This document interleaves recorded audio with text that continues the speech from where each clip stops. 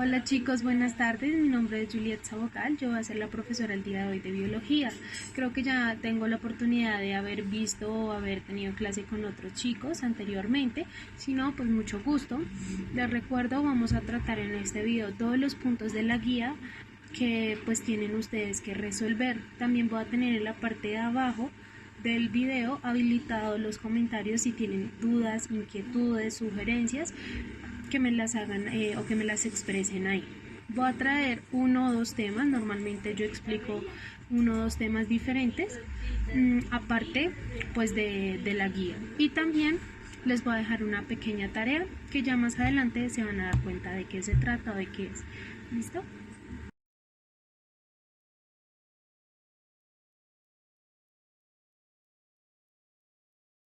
Bueno, el primer punto es que ustedes tienen que dibujar y definir los ecosistemas. Yo les voy a explicar más o menos qué es un ecosistema y los tipos de ecosistemas que hay.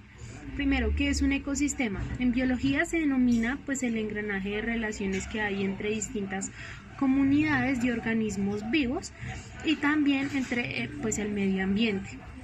En el concepto de biología ya son relaciones que ayudan a tener una estructura, algo muy organizado de la relación entre la energía, la materia y un ser vivo o un ser humano.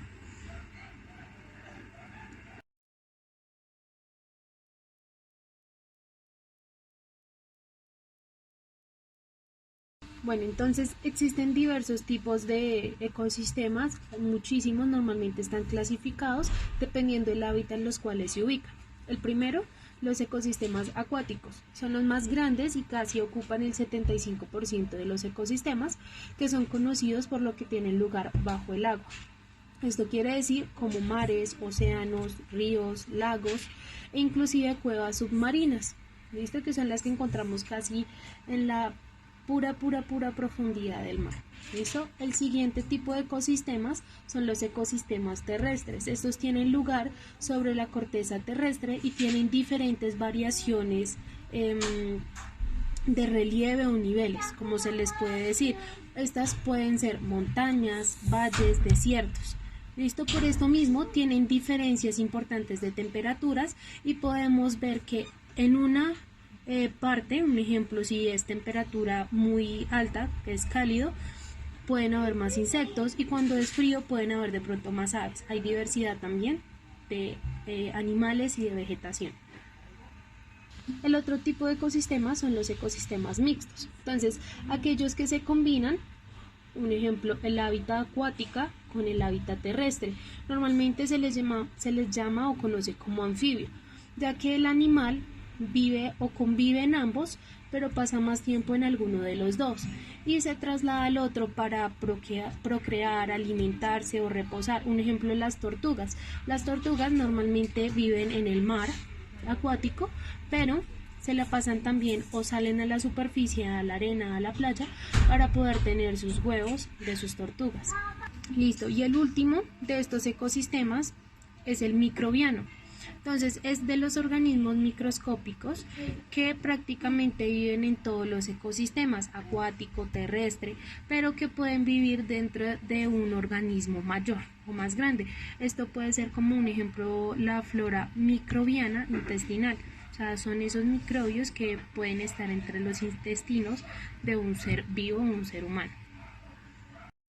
Listo, entonces ejemplos de ecosistemas tenemos tres. Uno que son los arrecifes coralinos, que son uno de los más grandes que concentran una vida natural bajo del agua o acuática.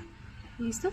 El segundo son las zonas abisales submarinas, que presentan muy poca presencia de animales y muy poca o casi nula presencia vegetal.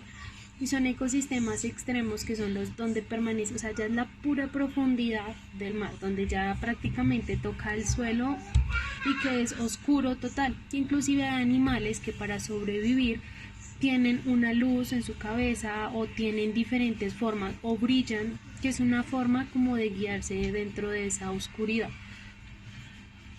El nivel del agua es muchísimo más frío, o sea, es brutal, inclusive no llegan hasta allá casi no llegan personas buzos, sino submarinos, porque ya la presión del agua ya no brinda oxígeno como tal, es muy alta.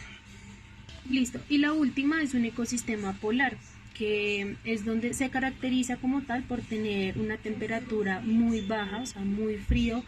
Hay mucha cantidad de mar, hay harta agua, pero es congelado. Normalmente es puro hielo y sí tienen animales, pero los animales tienen varias capas de grasa en su piel y un pelaje muy grueso para poder sobrevivir a esa temperatura tan baja que mantienen.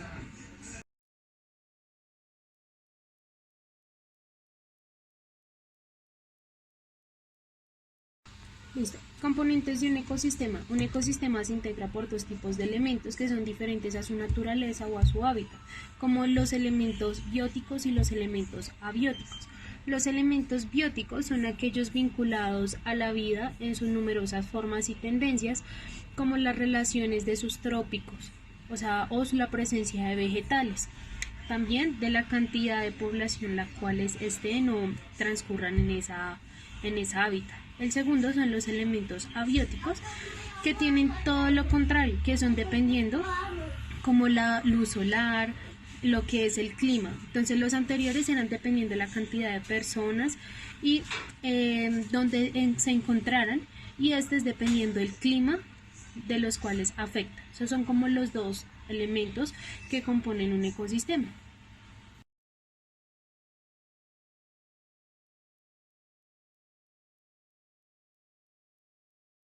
Listo, el siguiente punto es la taxonomía. ¿Y quién es el padre de la taxonomía? Entonces, la taxonomía es la ciencia en la que se clasifican los organismos y se establecen parámetros de diferencia para poder crear familias, ramas, conjuntos de razas. La taxonomía está estudiada, por decirlo así, bajo el sistema taxonómico de Linneo. Linneo pues era reconocido como el padre de la taxonomía. Su nombre es Carlos Linneo, pero también se conocía o era llamado Carl von Linneo o Carlos Linnaeus, ¿sí? Entonces él aún así sacó muchísimos libros y muchísima información de cómo ordenar, nombrar y clasificar a estos grupos de organismos vivos.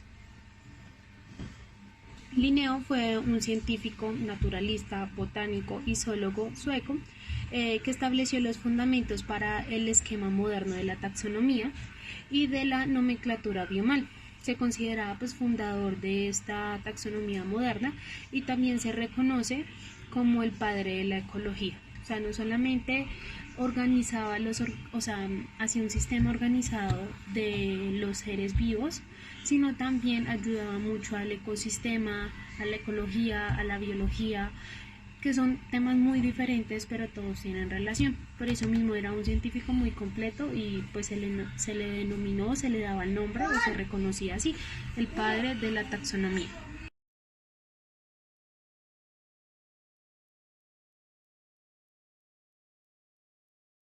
Bueno, el siguiente punto es la cadena alimenticia y las redes tróficas. Entonces, la vida de los seres humanos o los seres vivos de la Tierra es posible gracias al aporte continuo de energía que nosotros le poseemos tanto al ecosistema como a nuestro cuerpo.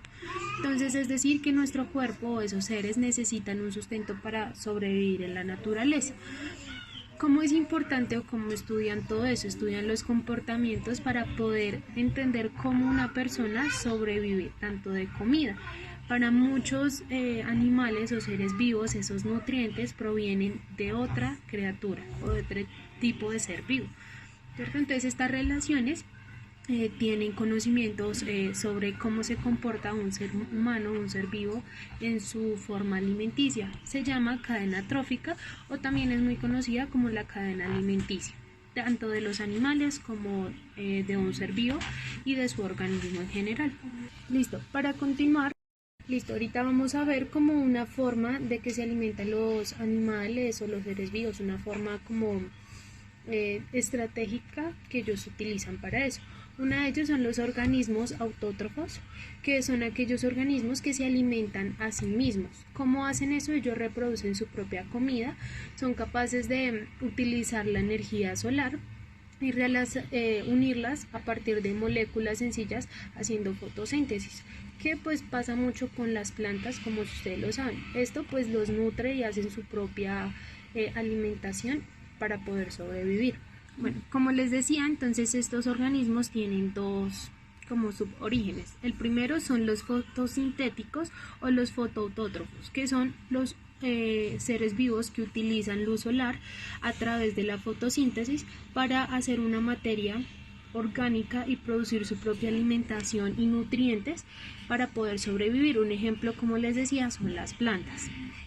El siguiente grupo son los quimiautótrofos o la respiración. Estos utilizan otras rutas bioquímicas distintas a la fotosíntesis para producir su material orgánico de alimentación.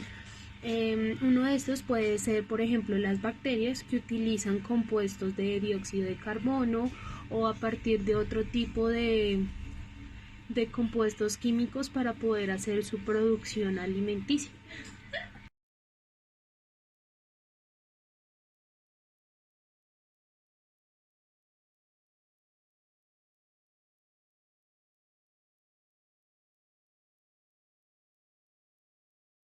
Listo, ¿qué es una cadena alimenticia? Entonces, en ecología es el paso de nutrientes entre un ser vivo a otro ser vivo a través de una alimentación. Entonces se establecen los factores bióticos de, por decirlo así, quién se va a comer a quién. Entonces no es lo mismo, un ejemplo, o sea, como tal la cadena empieza desde las plantas. Entonces hay un animal, la mariposa se come las plantas, una rana se come la mariposa y una culebra se come la rana. Normalmente está establecido que entre más fuerte sea el animal o más de mayor categoría, pues se va a comer a uno de menor, pero no siempre pasa así. Hay casos en los cuales el animal más pequeño pues juega con esa inteligencia y burla a un animal de un rango mayor que se supone que es el depredador. Siempre hay una presa y siempre hay un depredador, y a veces la presa se libra o juega con el depredador, como puede ser un venado y un tigre. Muchas veces no siempre un tigre o un león se come el venado, a veces sale ileso. De eso más que todo trata como la cadena alimenticia, quién consume a quién.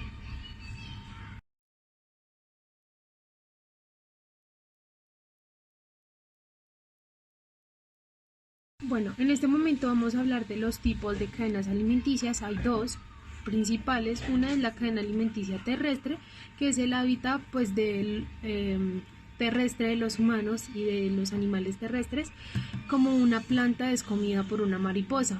Entonces, la mariposa, como les insinuaba, les decía, se come la rana y es devorada después la rana por una serpiente. Esa es como una cadena alimenticia terrestre. En una cadena alimenticia acuática, bueno, en esta cadena alimenticia, entonces pues su hábitat primordial es el mar o es el agua, por decirlo así. Entonces, ¿cómo sería? Las algas es la primer ser vivo.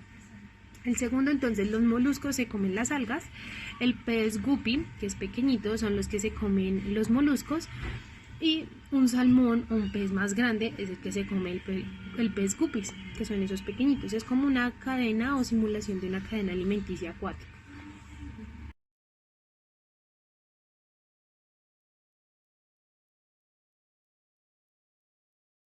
Bueno, el siguiente punto son los sistemas del cuerpo humano y cómo funcionan o cómo o de qué tratan. ¿Listo? Entonces, ¿qué son los sistemas del cuerpo? Entonces son las unidades más pequeñas conformadas por organismos celulares que se agrupan y forman tejidos en nuestro cuerpo. Esos tejidos pues nuevamente se agrupan y forman órganos, que estos órganos trabajan entre sí para tener un buen funcionamiento de nuestro cuerpo. Entonces hay diferentes tipos de sistemas. Entonces recordemos que cuando algo nos falla es porque no está funcionando de manera correcta, y esto puede traer muchas enfermedades perjudiciales para la salud, y vamos a ver algunas de ellas más adelante. Entonces hay diferentes tipos de sistema, como yo les decía. Los que vamos a nombrar puede que sean unos más importantes que otros, o que se vean más frecuentemente, o que uno los reconozca más fácil. ¿Listo?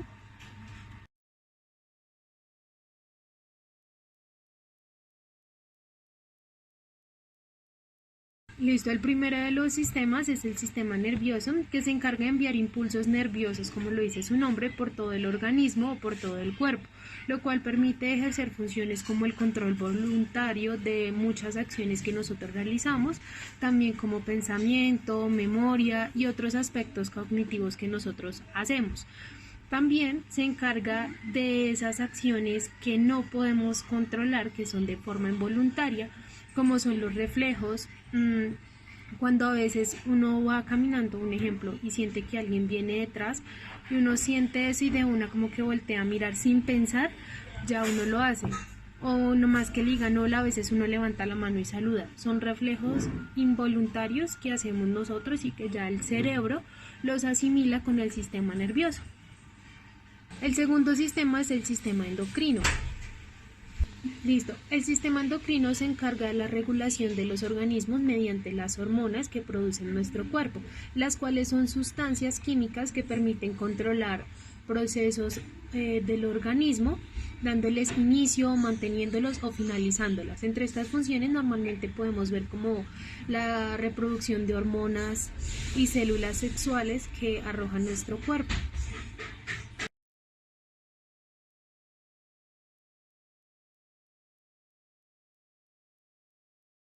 Listo. El tercer sistema es el sistema circulatorio, que se trata de una estructura que viaja por todo nuestro cuerpo, que está conformado de venas y de arterias, por las cuales lo que fluye es la sangre. Este líquido es fundamental y muy importante pues para mantenernos vivos y mantener vivo nuestro organismo, dado que viajan nutrientes que se extraen de la comida, del oxígeno, ¿cierto?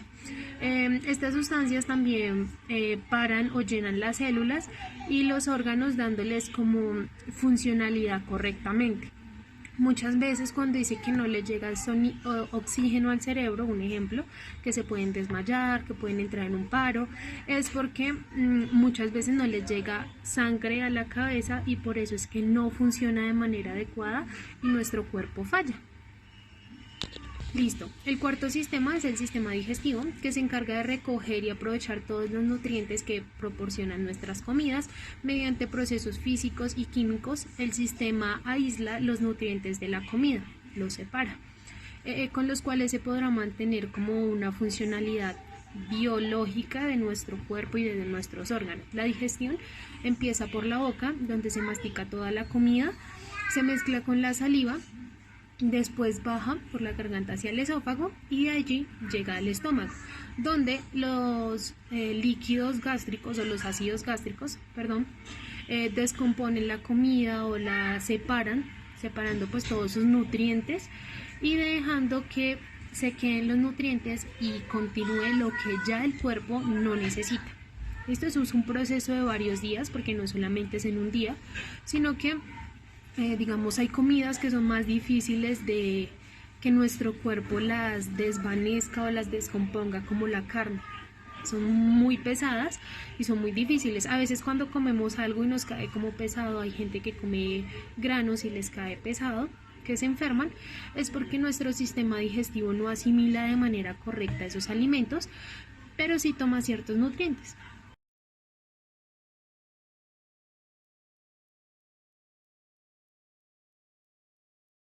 El quinto sistema es el sistema respiratorio, que se encarga de captar el oxígeno y eliminar el dióxido de carbono que ingresa a nuestro cuerpo por medio del sistema pues respiratorio. ¿Sí me entiendes? O sea, la manera en cómo nosotros respiramos, sea por la nariz, sea por la boca, la manera en que ingresamos nuestro oxígeno.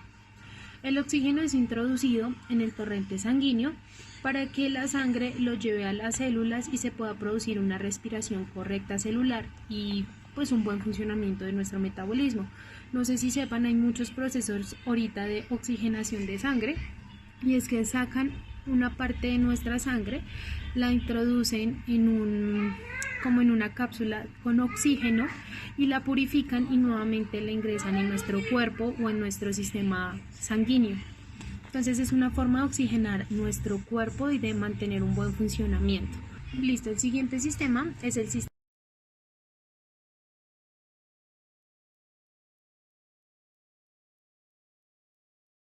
Listo. El siguiente sistema es el sistema excretor, que se encarga de eliminar del organismo aquellas sustancias que pueden ser perjudiciales para nuestro cuerpo o nuestro metabolismo, las cuales han sido introducidas mediante la comida o son resultado de procesos metabólicos que nosotros hacemos cuando nos alimentamos. Para eliminar las sustancias no aprovechables del cuerpo, el sistema excretor lo que hace es expulsar y tiene dos vías. Por un lado, mediante las glándulas pues que nosotros tenemos para eliminar como líquidos mediante los riñones, y la segunda pues que son las que se hacen mediante pues procesos del cuerpo donde defecamos. Esas son como las dos maneras o las dos vías para poder expulsar estas procesos o nutrientes que nos sirven para nuestro cuerpo. El siguiente sistema es el sistema reproductor. Se encarga de la procreación de la especie, como bien lo dice su nombre. Hay diferencias entre morfología del sistema en función del sexo. Entonces hay diferentes formas de reproducción, dependiendo la especie, dependiendo sea animal o sea una especie humana. Entonces el sistema reproductor de un hombre contiene los testículos o consta de ellos, los cuales se encargan de reproducir los espermatozoides. El coito primero se endurece en el pene enviando la sangre, pues produciendo una erección en su cuerpo, que es la que pues por ahí es donde eyaculan y botan el semen o arrojan, expulsan el semen, que son donde contienen, por decirlo así, ellos son como los hijos de esas personas. Ellos se fecundan directamente en los óvulos de la mujer y ahí empieza todo el proceso de reproducción. Recuerden, de igual el semen pues es un líquido donde están los espermatozoides y también tienen ciertas sustancias nutritivas que los mantienen vivas. Por eso cuando hay unos hombres que son estériles es porque tienen una falta de nutrientes en sus espermatozoides que hacen que se mueran. Entonces eso es como la manera de una reproducción, dependiendo de la especie.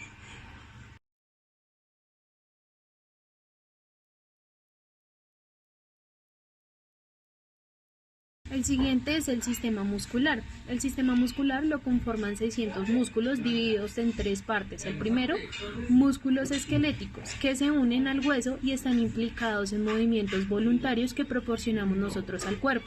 El segundo, los músculos lisos, que se encuentran en los órganos que permiten el desplazamiento de sustancias o alimentos en nuestro cuerpo.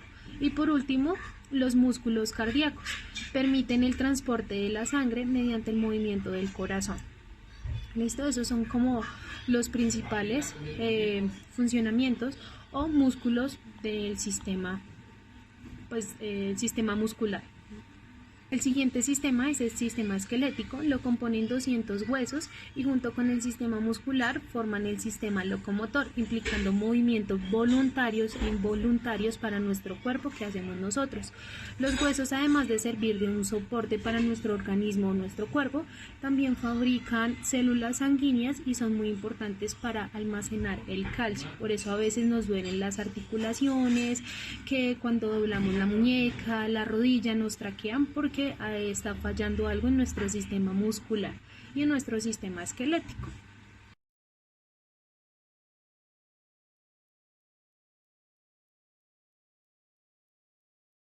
Listo, el siguiente sistema es el sistema inmunológico, se encarga de la defensa del organismo frente a patógenos, es decir, virus, bacterias, enfermedades o elementos nocivos dentro de nuestro cuerpo. Su objetivo es identificar esos intrusos, perseguirlos, atacarlos y eliminarlos mediante los glóbulos blancos, los cuales son producidos en los ganglios linfáticos, la médula ósea, el vaso y el timo.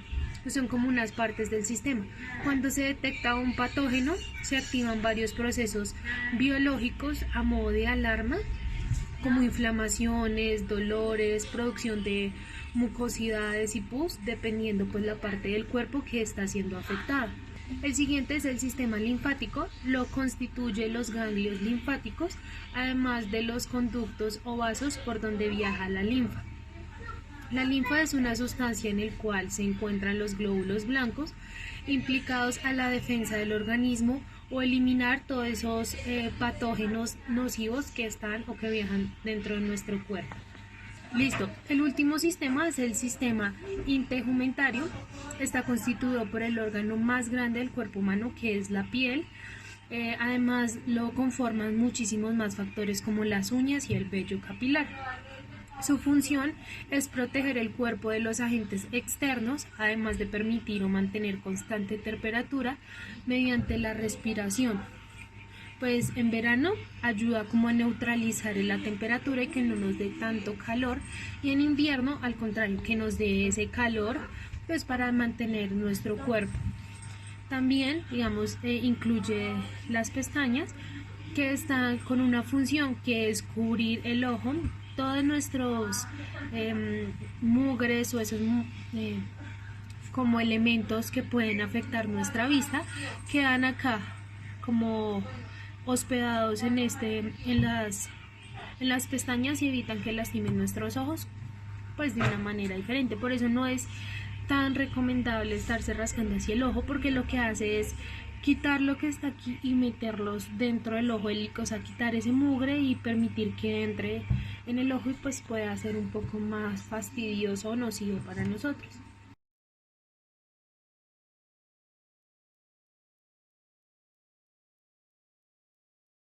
Listo, el siguiente punto de la guía eran los microorganismos. Un microorganismo es un organismo diminutivo que solamente se puede observar por medio de un microscopio. Se trata de un ser vivo unicelular que también puede mencionarse como microbio, pues que eso normalmente viene la palabra del francés.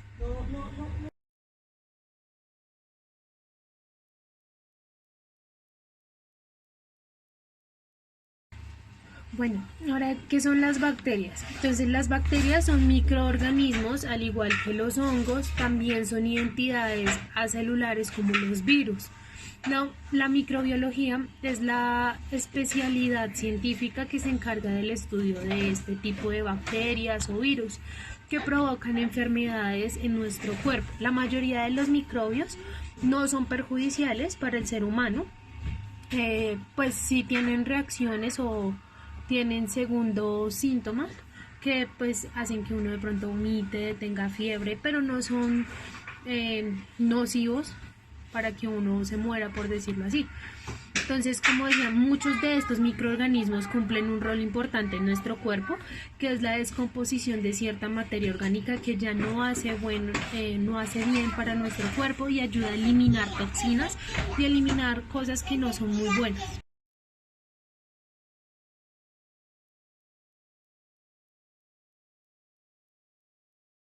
Listo, entonces en el siguiente punto vamos a hablar de las enfermedades como más nocivas que pueden haber para el cuerpo.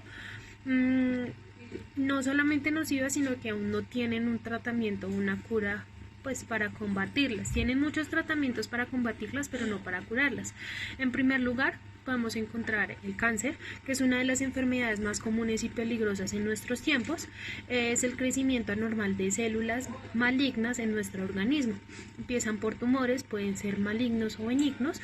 Los que son benignos se pueden tratar o eliminar con tratamientos. Los que son malignos pues tienen las quimioterapias, las radioterapias, y son un tratamiento bastante largo que, así como elimina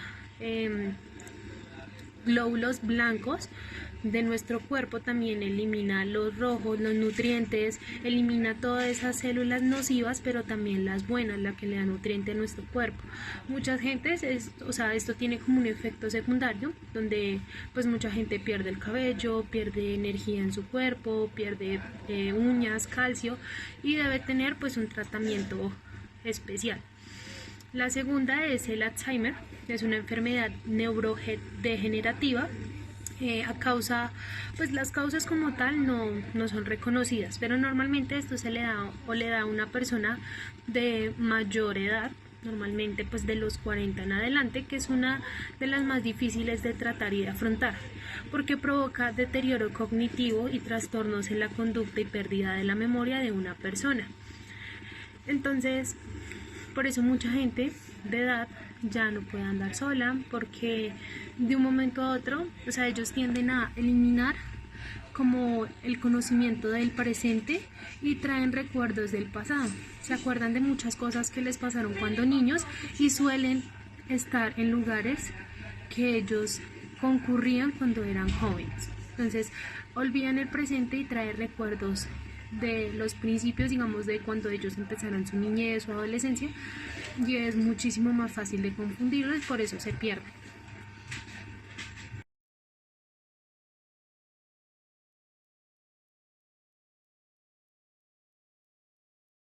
Listo. La siguiente enfermedad es el SIDA. Es una enfermedad del siglo XX causada por un virus de inmunodefensa humana. O sea, es una enfermedad infecciosa que puede transferirse por relaciones sexuales. Hay personas que mantienen un tratamiento y no son positivos para contagio, por lo cual pueden mantener teniendo relaciones sexuales con las personas y no los van a contagiar, pero eso sí mantienen un tratamiento adecuado. Pero hay personas que sí se contagian y contagian a los demás. ¿Qué pasa? Esta enfermedad no tiene cura. Entonces es una enfermedad que va a transcurrir por diferentes años, va a pasar y se debe mantener un tratamiento. Si no se tiene el tratamiento adecuado, puede afectar contra la vida de la persona hasta puede morir. La siguiente enfermedad es la diabetes, que es generada por un desorden metabólico por el cual la persona tiene demasiada azúcar en su sangre y no produce suficiente insulina. Un segundo tipo es porque el organismo ofrece resistencia a la insulina producida por nosotros mismos. La diabetes no es una patología única, sino, o sea, tiene varios síndromes por los cuales ellos tienen varios efectos. Una es que va carcomiendo como la piel y pudriéndola hasta tener que cortarle esa parte de su cuerpo. Hay personas que han perdido brazos, piernas, dedos por este tipo de enfermedades, y es una enfermedad que tiene también un tratamiento, pero una cura 100% no la tiene. Tiene un tratamiento para evitar que pues esta aumente y pues pase por diferentes partes del cuerpo, porque pues normalmente cuando llega a una parte afecta tanto que hay que amputar esa parte. Entonces el tratamiento lo que hace es eso, es controlar la enfermedad para que no evolucione o no se desarrolle tan rápido en el organismo. Listo. Otro tipo de enfermedad es la poliomielitis. Es una enfermedad viral que ataca el sistema nervioso y puede llegar a causar parálisis total o parcial. Afecta principalmente a los niños entre 5 a 10 años.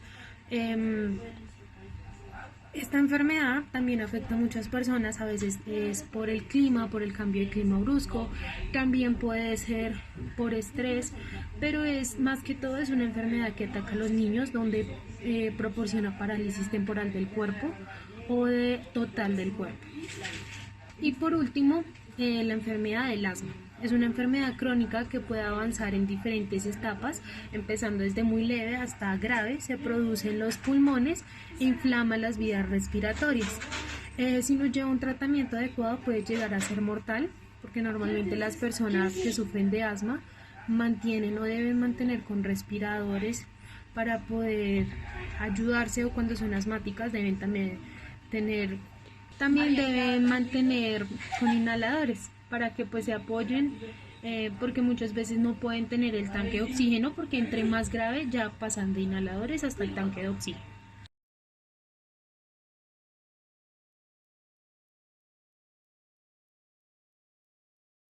Listo. ¿Qué es el ADN? El ADN está disperso por todas nuestras células de nuestro organismo.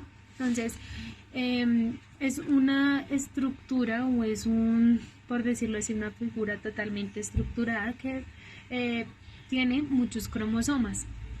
Entonces, normalmente está compuesto principalmente por 4 sustancias químicas, que son la adenina, la timina, la guanina y la citosina. Son como lo que componen eso, el ADN.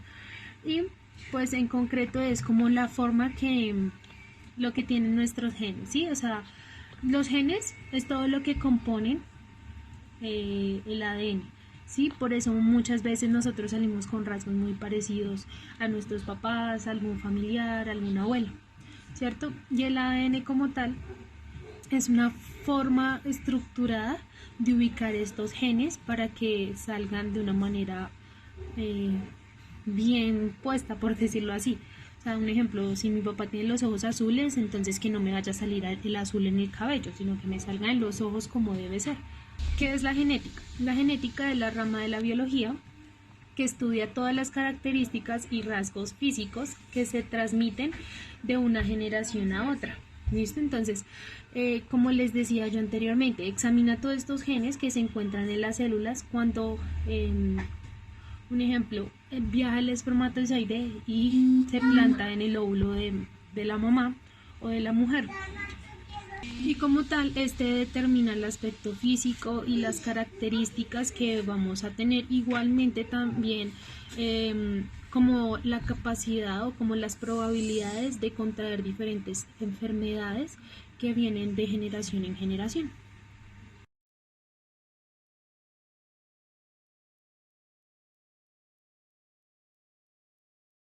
Listo, vamos a hablar de la herencia genética. Entonces, la herencia genética es la transmisión a través de la información existente en un núcleo de células, que es la característica pues anatómicas, fisiológicas o de otro tipo que tiene un ser vivo de sus descendientes, como sus papás, de sus abuelos. Por eso hay personas que cuando a veces están con una pareja, ambos son de rasgos blancos, de piel, de tez blanca, perdón, y a veces sale un hijo de tez morena o tez negra. Entonces muchas veces creen que es porque la mujer es infiel o tuvieron algo diferente o cosas así, y no, es porque alguna parte o alguna generación de nosotros, pueden ser abuelos, tatarabuelos, fueron de tez negra y puede pasar esto. O sea, no se asusten nada.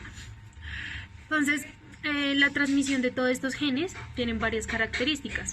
El genotipo, que es el primero, es un conjunto de toda la información que transmite o es transmisible, que contienen los genes. ¿Listo? El fenotipo es cualquier característica visible que presenta un individuo.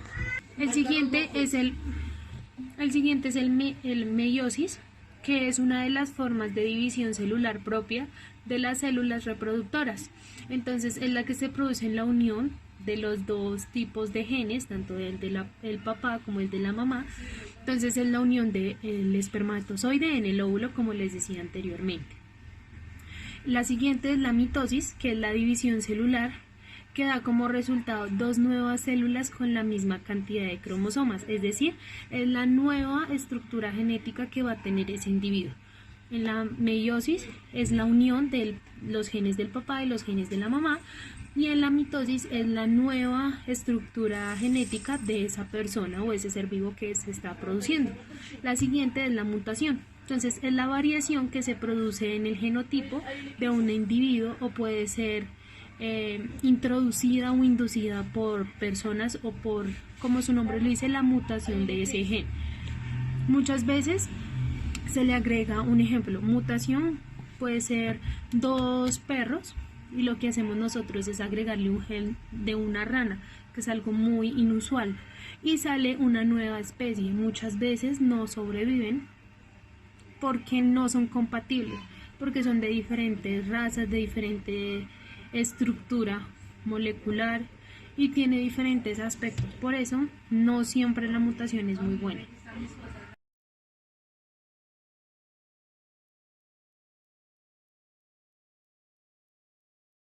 Bueno, y por último vamos a ver entonces qué es los glóbulos rojos y los glóbulos blancos. Los glóbulos blancos entonces son un tipo de célula sanguínea que se produce en la médula ósea que se encuentra en la sangre.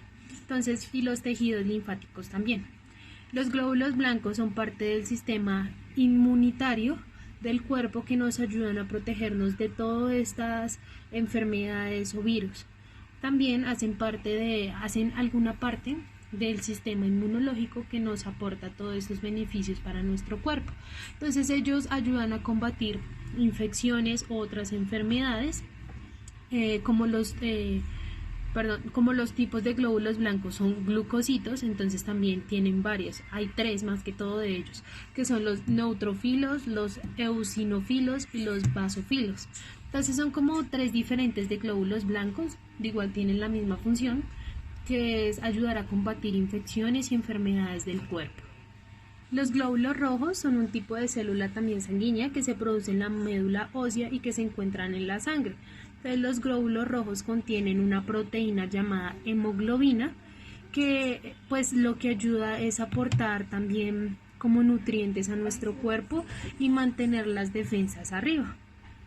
Por lo general, el reencuentro con los glóbulos rojos y la sangre pues forman pues mucho, o sea, hacen como un sistema sanguíneo muchísimo más completo y más fuerte para todo este tipo de enfermedades. O sea, como tal, la función de los glóbulos es transportar oxígeno por el cuerpo y ambos se forman de la médula ósea y son creados pues por una célula madre.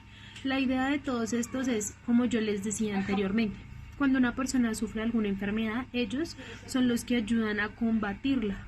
Pero cuando ellos tienen algún tratamiento, un ejemplo el cáncer, tiene un tratamiento donde debe destruir estos glóbulos malignos, pero a la misma vez también destruye estos rojos y estos blancos que son glóbulos muy buenos para nuestro cuerpo y que proporcionan una defensa. Entonces se debe proporcionar diferentes alimentos que contengan muchos glóbulos rojos, como puede ser la remolacha, el jugo de mora, el hígado. Son muy buenos para producir glóbulos rojos y que ayuden a la defensa del cuerpo en cualquier tipo de enfermedades. Entonces, ya para finalizar, quería darles las gracias. No les puse un tema adicional porque creo que cada uno de los temas le agregué muchas cosas. Entonces, de tarea, lo que les voy a dejar como tal, de tarea como lo que les voy a dejar es que escojan una enfermedad, busquen, no necesariamente tiene que ser las que pues yo les expliqué, les enseñé, busquen una enfermedad del cuerpo, que sea una enfermedad que no tenga cura, y busquen un tratamiento adecuado. ¿En qué edades se da la enfermedad? Entonces van a poner como más presente. Lo más principal de la enfermedad que va a hacer es, primero, en qué clase o en qué periodo de edades se da, si niños, juventud, adultez, ¿listo? Principalmente si tiene alguna característica climatológica, o sea, si es tierra fría, caliente, templada, si eso afecta en algo, un tratamiento, alimentación y cómo se produjo, cómo se originó esa enfermedad, y por último, si tiene alguna cura, si no tiene cura. ¿Listo? Esta es como la tarea que les voy a dejar. Deben de exponerla, debe ser muy completa. Por favor, si pueden hacer video, diapositivas, o pueden hacer, si quieren, una cartelera. Ya es creatividad de ustedes, pero pues no lo vayan a hacer como en las carreras. ¿Listo, chicos?